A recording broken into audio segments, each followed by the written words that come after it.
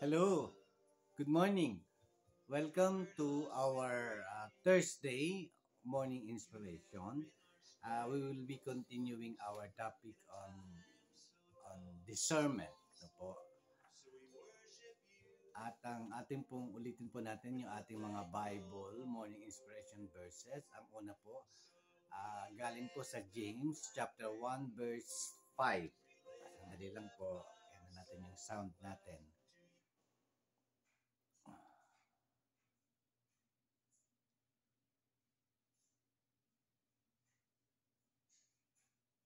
Yeah.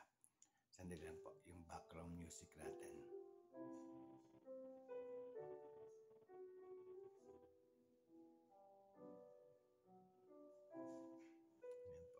So again, good morning po. Inayos lang po natin yung background. Sa James chapter 1, verse 5, if you want to know what God wants you to do, ask Him, and He will gladly tell you, and He is always ready to give bountiful supply of wisdom to all who ask Him. He will not resent it. Ang pangalawa naman po ay sa Book of Hebrews, chapter 5, verse 14. You will never be able to eat solid spiritual food and understand the deeper things of God's Word until you become better Christian and learn right from what wrong by practicing doing right. Ano po? At sa isa pa po sa Corinthians naman po, chapter 2, verse 13 and 14, this is what we speak, not in words taught by us by human wisdom, but in words taught by the Spirit, expressing a spiritual truth in spiritual words. The man without the Spirit does not accept the things that comes from the Spirit of God, for they are foolishness to him, and he cannot understand them because they are spiritually discerned. So yan po. So good morning. This is the day that the Lord has made. We will rejoice and be glad in it. No po. Another day of blessing. No po. And full of confidence, full of motivation and inspiration. No po. We have come through from yesterday, and of course we had given another day today, no po, with a new list of our life, no po, and it is a blessing. The list of life for this day is a blessing, already a blessing from the Lord, and we expect Him to do wonderful things, much better than yesterday. And we could assure of that if we're able to pass through yesterday, today we will be assured of more blessings and more presence of the Lord in our life, no po, to fulfill the the the the so many uh, things on our plate for this morning to accomplish. We're discussing about discernment, ano po, and discernment is very important in our human existence, in our Christian life. Uh, that is the actual point of view. Discernment is discerning a spirit. It's so important in our life to live our Christian life. No po? With the so many noises that this world is making, no po, the chaos of this world, so many different voices that we have to give an ear to hear, no po. We could never really uh, uh, identify which comes of all these voices, which is from the Lord, no po. And especially on our own self attention that we are giving to ourselves, we always focus our our everything of our life could, to us depending upon on our own self ability and upon the people and in this world. We're so focused on this world and on ourselves that we cannot able to comprehend and understand really what is the purpose of this life. Our earthly desire of so many things in this life is not actually the real purpose of our life. the real purpose of our life and our ability to have that kind of peace and contentment can only be dependent upon our deeper relationship with the Lord. As we have discussed yesterday, we need to grow and to be able to develop that strong and powerful relationship with the Lord. No po. Uh, Aside from our relationship here on earth with our between husband and wife, with our children, with our co-workers and the entire society, we are doing and exerting effort to be able to establish a strong kind of relationship with our husband, with our wife, with our children, because that is what is required of having a relationship. But when we talk about the most important aspect of our life, our deeper and strong foundational relationship with the Lord is much more important above all of our relationship here on earth. As we have said, no po, and we know that for sure, that the Lord had created us, the Lord has redeemed us, and save us from the death of sin, ano po. And before ascending to heaven, he raises from the dead after 3 days. And before ascending to heaven, no po, he promised the Holy Spirit that will be working in us, that would be our partner, no po. So the Lord didn't leave us abandoned or without anybody to lean on, but He has promised the Holy Spirit to be with us as Christian, to be able to accomplish His purpose over our life. And of course, it is but natural that if we know that God has a plan over our lives, He holds the major plan, the right plan over our individual lives. We could uh, the normal reaction for us is to offer ourselves to the Lord, because He is the one holding the plan over our life, and it is the ultimate plan of our life. So we could see the importance of developing an a very deep relationship with the Lord. With the Lord, we should establish, no po, strong foundations, no po, in our relationship with the Lord, since He is holding uh, the will and the purpose of the ultimate purpose of our life. And if we know He has the plan and about our life, of course, it's but natural that we should be dependent upon the Lord, no po? Because he the plan of our life is in His hands. So we should know the details of that plan and how to accomplish that plan, that great plan of the Lord over our lives. If we don't submit, no po, if we don't learn, and if we don't know the details of this plan, the outline of the plan of God in our life, uh, where are we going, no po? If we depend just on ourselves and we in this world, there's nothing after this life. But with God, with God's plan, it is in you, our eternal, our eternity after this life is included in that plan. So we don't just, when we depend on the us, we always find ourselves not enough, limited, no po. And if we depend upon this world, the it's still is it's limited.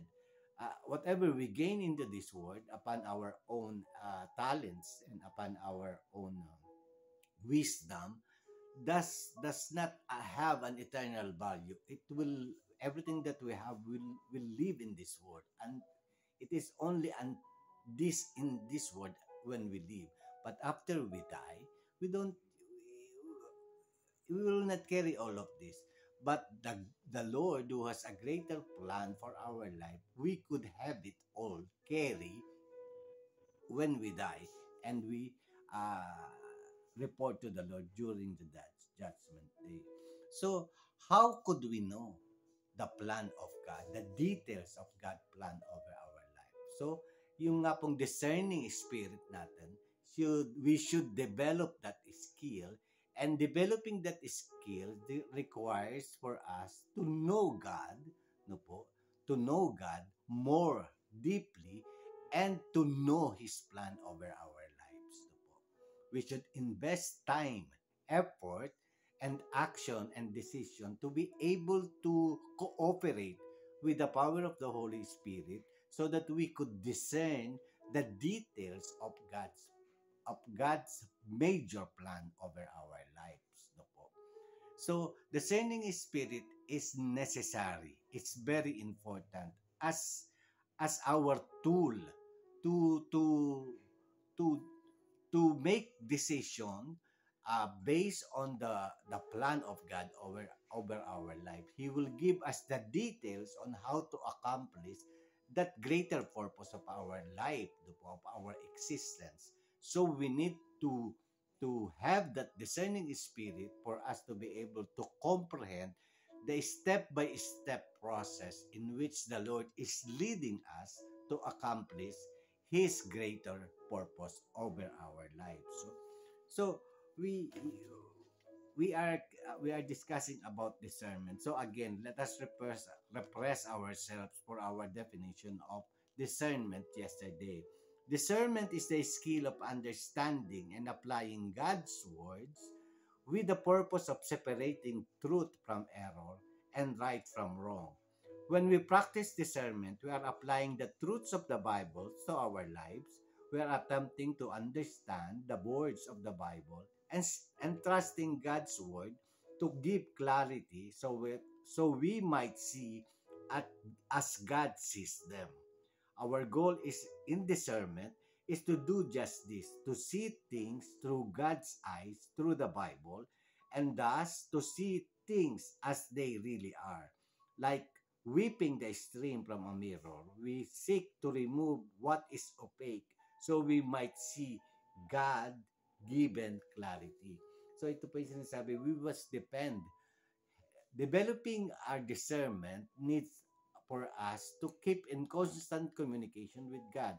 And how do we communicate with God? Number one is through reading the Word of God. So we must be giving all our effort, all our time, to spend time reading the Word of God. Not only reading, but doing and getting instruction from the Word that we have read in the book of the Bible. So the Lord will going to reveal the purpose of our life based on our reading and making a deeper communication with the Lord, spending more time on the Bible, reading His Word, and following the instruction from the Bible. By reading the Bible, His words of God, we could see the clarity of God's plan in our life on how we could accomplish step by step the plan of God. So, uh, on our way of reading, on the time and effort that we spend reading the Word of God, we could see that plan over our life by the Lord through the Bible. We could see it clearly. As if the Lord's eyes is with us. No po, there is a certain clarity on the message of God and our trust on God's word, and we will see the clarity of what God's purpose is over our life, as if we have the eyes of God on the details of how we could accomplish our purpose here on earth. So discernment is an important factor for us to develop in order to see the details and the clarity of God's plan over our lives. Discernment is a skill, sabi na po natin kahapon. Discernment is a skill. It is not an inherent ability like breathing or chewing, but a skill like reading or public speaking that must be practiced and must be improved. So there is no person who has that innate abundant blessing of having discerning spirit it is being practiced, it is being developed by practicing it, no po, and doing it, no po. So we should have the ability, and we should improve our ability to discern the purpose of God. Discerning the purpose of God is knowing God deeper, knowing Him personally. So to be able to have that kind of discernment spirit, we should keep practicing and developing it by reading and reading the Word of God. So number one, the ability to improve our skill of discerning what's God's will over our life is by continuous deep relationship, developing more knowledge and wisdom on the Word of God over our lives. So po. Like the master, uh, by developing and keep on reading the Word of God, we can able to sharpen and improve our skill throughout this life, and we could see the the details of God plan by reading and reading the Word of God and acting on it, no po. Reading and acting. Ibig sabihin po, there are in our our discerning spirit will going to teach us or to lead us on whether what is right and wrong, so, based on our action, on our walk with the Lord, on our accomplishing the will of God in our life. The Lord, through His words, will give us details of information how to accomplish God's work. And the discerning spirit of the Lord in our life is being ministered by the Holy Spirit, no po. And with our cooperation with the Holy Spirit, slowly and in details, it will be explained to us the details of our action, or our ability to fulfill the plan of God in our lives will be enlightened by our discerning spirit. God graciously enables and equips us practice discernment with increasing accuracy and confidence. Like other skills, discernment increases with practice. Ano, yun po, no?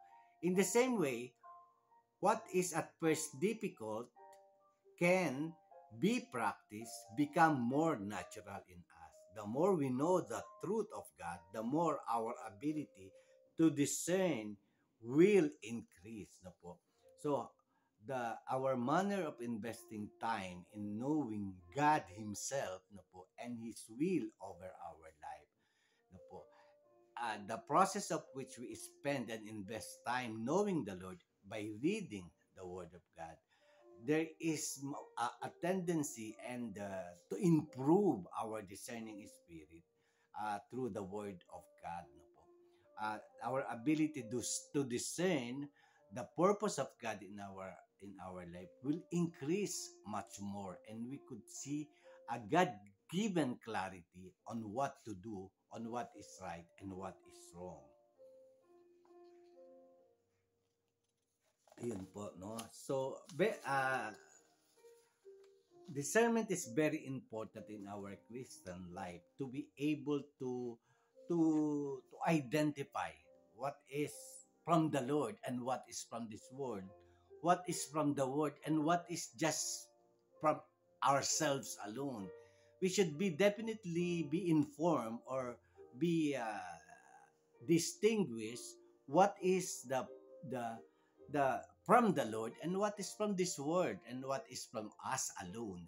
It is important that we have the discerning spirit because we are discerning the purpose of God and His details on how we could accomplish our purpose uh, for this life. No po? Like the laser level that shows with perfect clarity any deviation from what is straight. The Bible teaches us what is true, leaving what is false standing out with glaring clearness. We use God's words as a tool to separate what is true from what is false. We use it to make the light appear lighter, leaving the dark to appear ever darker. So yun po, yung ating decision making over circumstances of our life, over challenges of our life, we could clearly see through the power of the discerning spirit, uh, that is the work of the Holy Spirit in us. We could see the difference between what is God's will and what is not. No po? Yung He will make it more lighter if it is the light of the good will be more lighter because of our discerning spirit, and the darker will be more darker. We could see definitely the clarity between the two, between the right and the wrong. And we could make decision and action through the discerning power that we have received from the Lord. A constant theme when discussing spiritual discernment is the importance of distinguishing truth from error. The Bible makes it clear that doctrine is true or is either true or if it is false. We are called by God to examine all theology and make such binary distinction. When we speak of truth and error, we speak of doctrine and theology, about ways of thinking rightly and truly about God. When we think about how we think, alitin po natin to, when we think about how we think, knowing that we what think inevitably affects how we act. What we think of God will necessarily impact how we serve Him. If we want to serve Him in a way that is true and pure, we must think of Him as He really is, thinking of Him without error. Only when we separated truth from the error, we are able to rightly worship God. At times, discernment will be concerned with truth and error. At other times, it will be concerned with right and wrong, words which indicate a moral dimension to discernment. For this practice concerns itself not only with doctrine and theology, but with the practical application of those disciplines to our lives. Discernment is a skill we need to live lives that are morally and ethically pleasing to God. We need to be discerning first in what we believe and then in what we do. Where the concept of truth and error concern what we believe, the associated concept of right and wrong concern what we do and how we live. So, when we have the discerning spirit, we have the capacity to identify what is right and wrong. And after knowing through the discerning spirit of God, to know what is right and wrong, then we could be able to make a choice. No po? To make a choice. Not a choice of error, but a choice of perfectly in accordance with God's will. He has given us the power to decide, no, for what is true and what is honorable, no po. And that gives us the confidence that we could act on something that we are sure we discern that comes from the Lord, and that will lead us to the to our deeper more relationship with the Lord, and through the actual purpose of God in our life, that is to give Him honor and glory in everything that we do. Ulitin po natin, where the concept of truth and error concerns what we believe, the associated concept of right and wrong concern what we do and how we live. In this way, we see discernment as a discipline that applies to all areas of our life. As we wrote, there is treasure in everything. Discernment allows us to see and to form a theology of everything, a theology that touches and impacts all areas of our lives. So meaning, it is very important that with our deeper relationship with the Lord, we could have that ability to discern what is God's purpose in our life. Not all in entire areas of our life.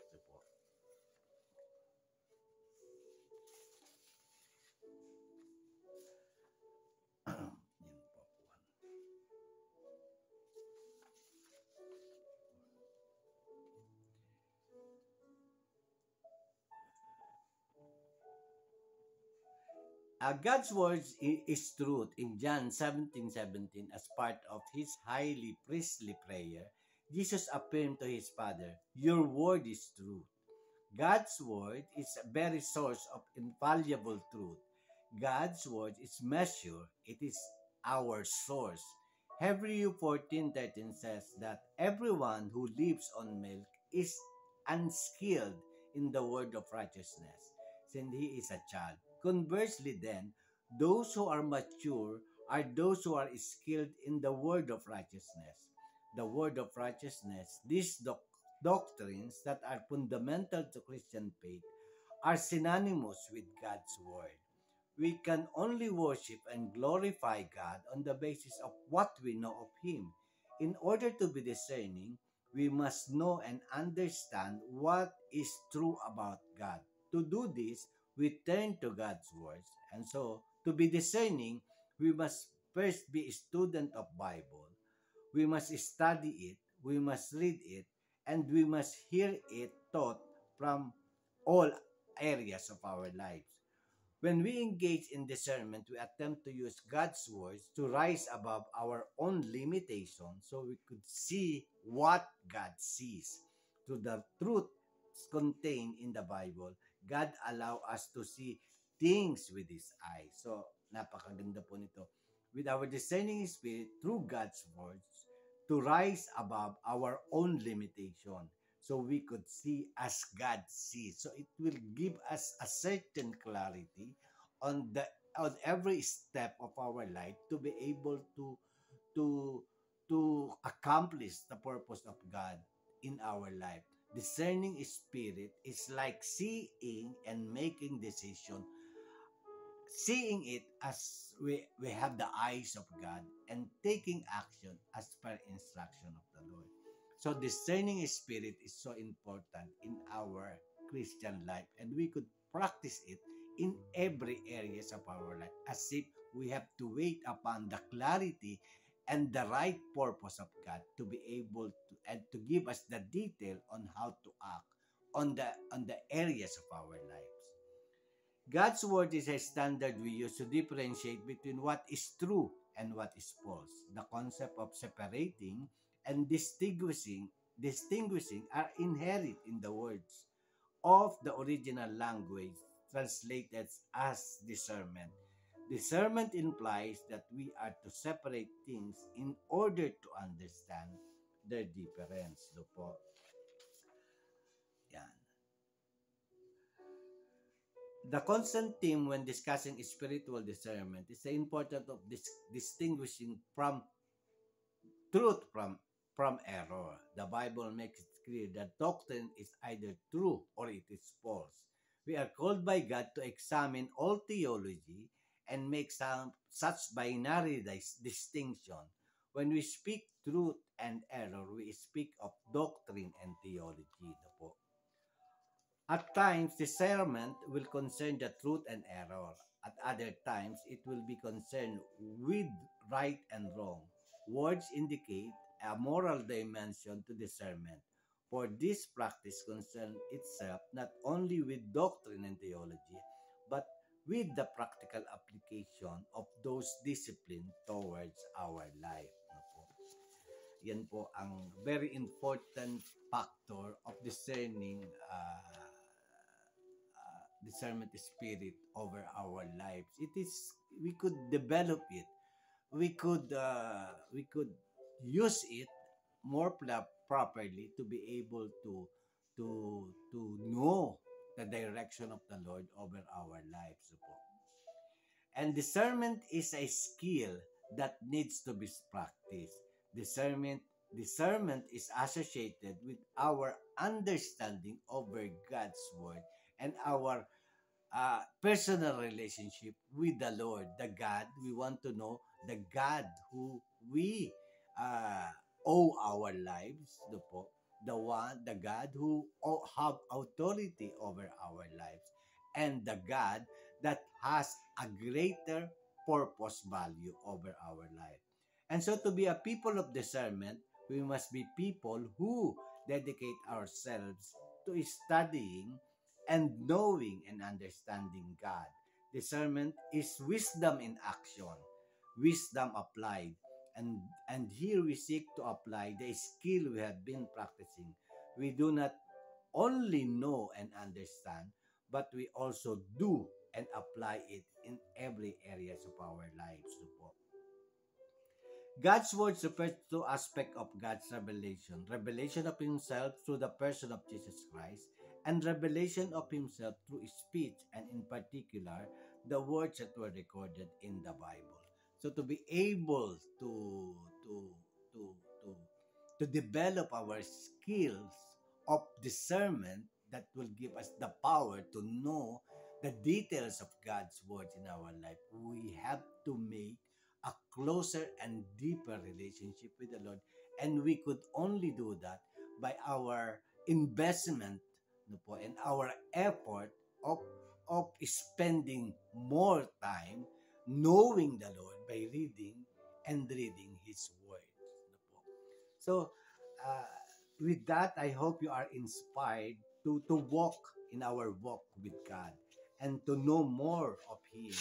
And knowing more of Him will give us the the discernment spirit in every areas of our life. What are the steps that we should take to be able to accomplish the purpose of God over our life? With that, thank you so much po. Thank you so much po. And praying that you will be having a wonderful and blissful Thursday morning. God bless po sa ating lahat. Thank you.